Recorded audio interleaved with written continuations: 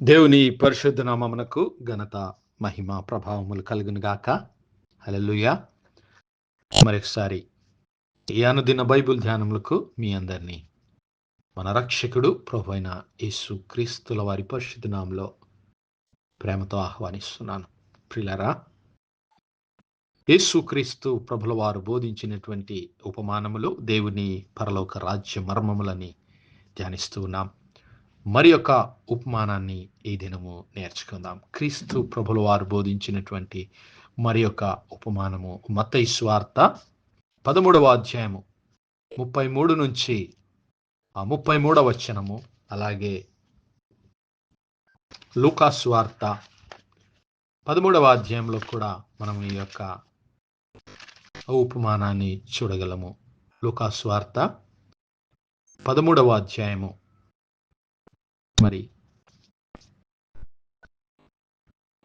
20 నుంచి 21 వచనాల్లో ఆయన ఈ యొక్క ఉపమానాన్ని గురించి బోధిస్తున్నాడు. మత్తయి సువార్తలో చదువుకుందాం. మత్తయి సువార్త 13వ అధ్యాయము 33వ వచనము. ఆయన మరి యొక్క ఉపమానము వారితో చెప్పెను.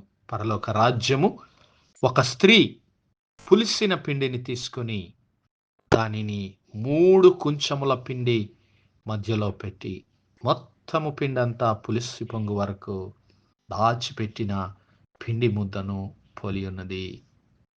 Another parables spake he unto them, the kingdom of heaven is like unto leaven, which a woman took and hid in 3 measures of meal, till the whole was leavened.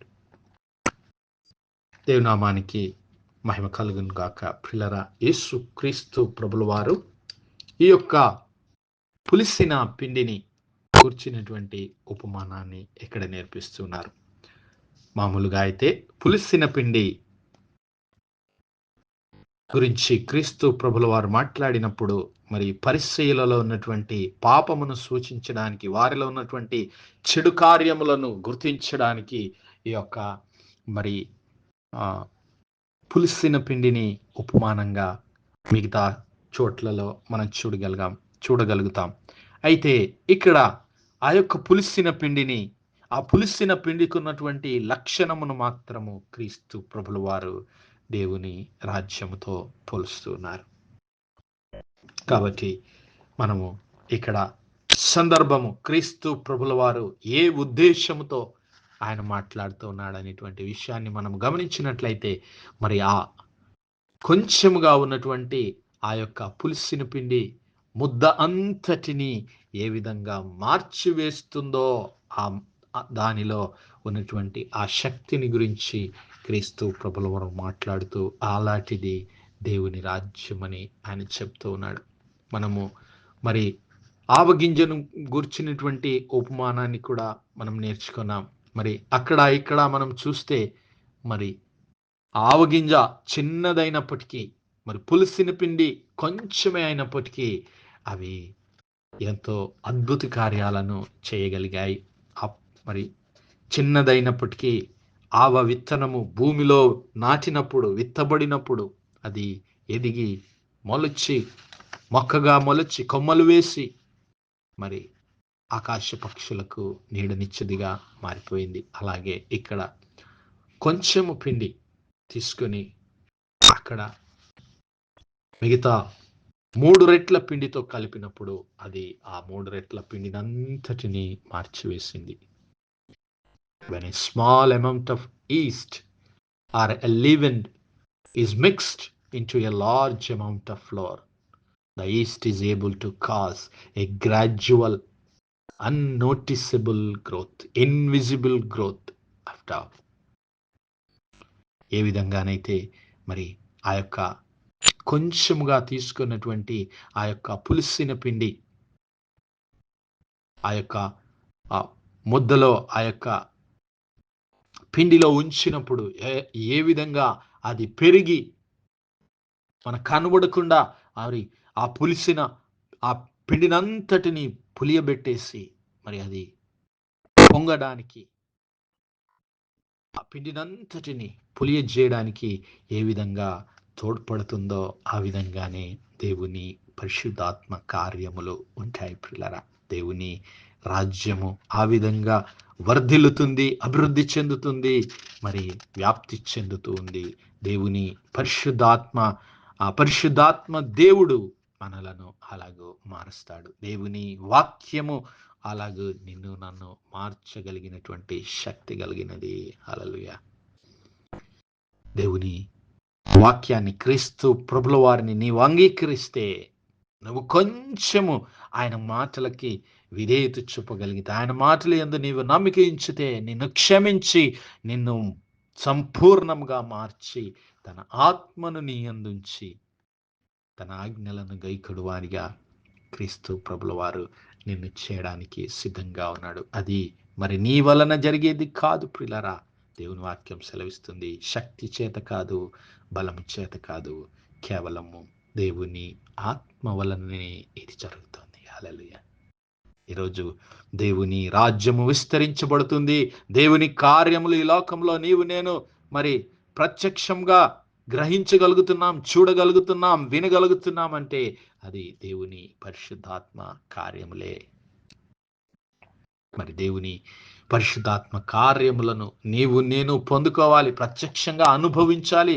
దేవుని సన్నిధిని, దేవుని శక్తిని, దేవుని కృపను, దేవుని పరిశుద్ధాత్మ అనుభవాన్ని నీవు నేను పొందుకోవాలంటే మొట్టమొదటిగా మరి ఆ మరి చెడ్డదైనటువంటి మన హృదయంలోనికి దేవుని ఆత్మను నీవు నేను మరి ఆహ్వానించవలసిన వారమైన, పొందుకోవలసినటువంటి వారమైన, దాని కొరకు దాన్ని సంపాదించుకునడానికి ఆశ కలిగి యేసయ్య కొరకు నీవు నేను మరి వేచి చూడవలసినటువంటి వారమైన.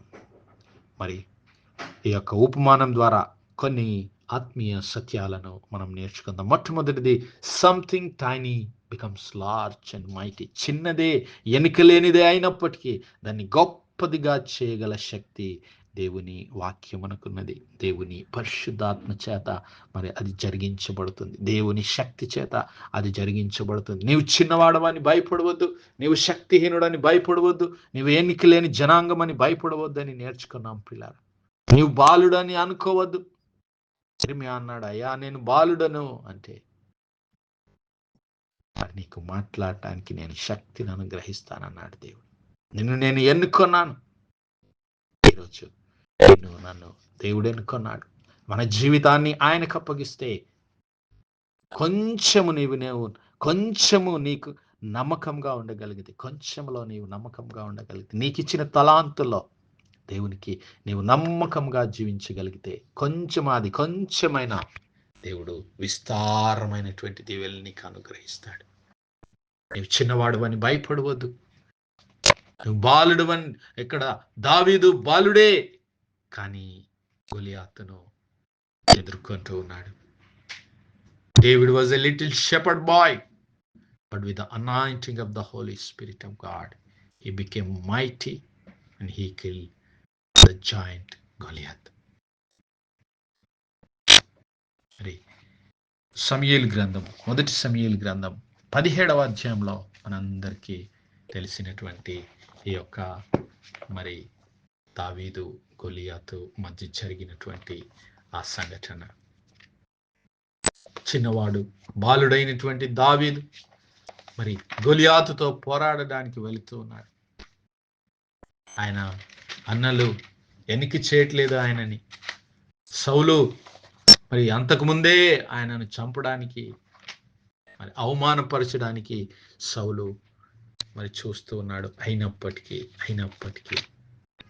వాటన్నిటి వైపు చూడకుండా మరి దేవుని యందు నమ్మిక ఉంచిన వాడై, దేవుని యందు విశ్వాసం కలిగిన వాడై దావీదు శూర కార్యములు జరిగించడానికి పూనుకున్నాడు. మొదటి సమూయేలు గ్రంథం 17వ అధ్యాయంలో మనం ఇక్కడ చూస్తే మరి అక్కడ గొలియాతు సవాలు చేస్తూ ఉన్నాడు. ఇశ్రాయేలు సైన్యం అంతటిని, ఇశ్రాయేలీలను మరి అవమానపరుస్తూ ఉన్నాడు. దావీదు దేవుని శక్తి కలిగిన వాడై పరిశుద్ధాత్మావేశం చేత ఆ యొక్క దేవుని కొరకు నిలబడటానికి నిశ్చయించుకున్నాడు. దేవుని నామానికి అవమానం కలగడం ఆయన సహించలేదు. జీవము కలిగినటువంటి దేవుని జీవము కలిగినటువంటి దేవుని మరి దూషించడానికి వీడు ఏ పాటి వాడని రోషము కలిగి దేవుని కొరకు ముందుకు వెళుతూ ఉన్నాడు. రోషం కలిగి ముందుకు వెళ్తున్నాడు. మరి సౌలేమో ఆ యుద్ధ సామాగ్రిని ఆయనకి ఇస్తూ ఉన్నాడు. కానీ దావీదు ఏం చేశాడో తెలుసా? ఇదిగో ఈ సామాగ్రి, యుద్ధ సామాగ్రి దావీదుకు వాడుక లేదు గనక తాను తొడిగిన వాటిపైన కత్తి కట్టుకొని వెళ్ళగలిగినది లేనిది చూచుకున్న తర్వాత దావీదు, ఇవి నాకు వాడుక లేదు, వీటితో నేను వెళ్ళలేనని సౌలుతో చెప్పి వాటిని తీసివేసి తన కర్ర చేత పట్టుకొని ఏటి లోయలో నుండి 5 నున్నని రాళ్ళు ఏరుకొని తన యొద్ద ఉన్న చిక్కములో ఉంచుకొని వడిసెల చేత పట్టుకొని ఆ ఫిలిస్తీయుని చేరువకు పోయెను. హల్లెలూయా. ఆ చిన్నవాడు బాలుడైనటువంటి దావీదు శత్రువును జయించడానికి ఆయన దగ్గర పెద్ద పెద్ద ఆయుధాలేమీ లేవు ప్రియులారా. కత్తి డాలు సౌలు ఇస్తే వద్దు, వాటి వల్ల నేను పని జరిగించలేను అంటున్నాడు. అని ఇదిగో ఏటిలో నుండి 5 నున్నటి రాళ్ళు తీసుకొని కర్ర చేత పట్టుకొని తన యొద్ద ఉన్న చిక్కంలో ఉంచుకొని వడిసెల చేత పట్టుకొని ఫిలిస్తీయుని దగ్గరికి వెళ్తున్నాడు. దేవుడు తనకిచ్చినటువంటి తలాంతులు, దేవుడు తనకిచ్చినటువంటి మరి తలాంతులను బట్టి, దేవుడిచ్చినటువంటి శక్తిని బట్టి ఆ యొక్క ఫిలిస్తీని ఎదుర్కొనడానికి వెళ్ళినప్పుడు ఇదిగో డాలు మోయివాడు తనకు ముందుగా నడువగా ఆ ఫిలిస్తీయుడు బయలుదేరి దావీదు దగ్గరకు వచ్చి చుట్టూ పారచూచి దావీదును కనుకొని అతడు బాలుడై ఎర్రటి వాడై రూపసి ఉండుట చూచి అతనిని తృణీకరించెను. హల్లెలూయా. చూసారా పిల్ల, చిన్నవాడుగా మరి దావీదు ఆ యొక్క గొలియాతు ముందరకు వెళ్తే గొలియాత్ ఏమో ఆయనను తృణీకరిస్తున్నాడు. కానీ ఆ తృణీకరించినటువంటి ఆ గొలియాతే బాలుడైనటువంటి దావీదు చేత వధింపబడ్డాడు.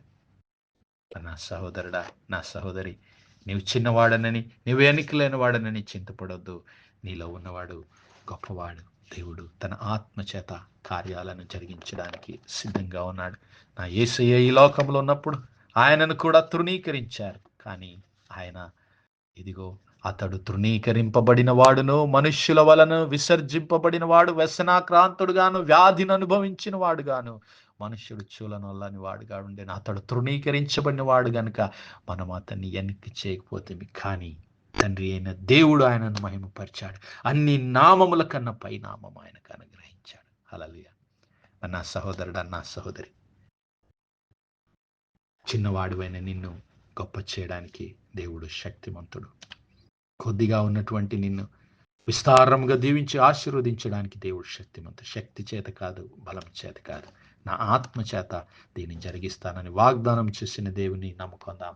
పరిశుద్ధాత్మ దేవుని మన హృదయంలో చేర్చుకుందాం. యేసయ్యను హృదయంలో చేర్చుకుంటే నీవు గొప్ప జనాంగంగా ఆశీర్వదించబడతావు. అతి కృప, అతి ధన్యత దేవుడు మనందరి జీవితాల్లో దయచేయను గాక. ఆమేన్, ఆమేన్, ఆమేన్. ప్రార్థించుకుందాం.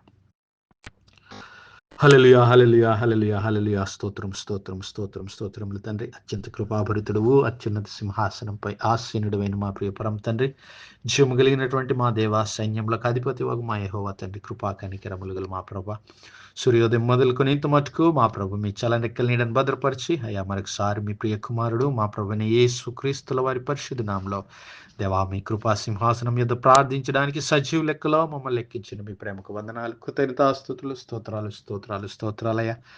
దినమెల్లా మీ యొక్క పరిశుద్ధాత్మ సహాయం, నడిపింపు, ఆదరణ, సహవాసాన్ని మాకు ఇచ్చిన ప్రభువా మీకే స్తుతులు, స్తోత్రాలు తండ్రి. అవును మా ప్రభువా, పులిసిన పిండి ఏ విధంగా కొంచెంలో ఉన్న పిండిని అంతటిని మార్చివేయగల శక్తి కలిగి ఉంటుందో దేవా, మీ యొక్క పరిశుద్ధాత్మను మేము పొందుకొని యేసు క్రీస్తు ప్రభుల వారికి మా జీవితాలను సమర్పించుకొని ఈ లోకంలో ప్రభువా మీ కొరకు బలమైన సాక్షులుగా జీవించే కృప మాలో ప్రతి ఒక్కరికి దయచేయమని మహిమ, ఘనత, ప్రభావాలు మీ నామానికే చెల్లిస్తూ మా ప్రభును మీ ప్రియకుమారుడు మా రక్షకుడైన యేసు క్రీస్తుల వారి పరిశుద్ధ నామమున ప్రార్థించి వేడుకుంటున్నాం మా పరలోకపు తండ్రి. ఆమేన్, ఆమేన్, ఆమేన్. God bless you all. Praise the Lord. Shalom.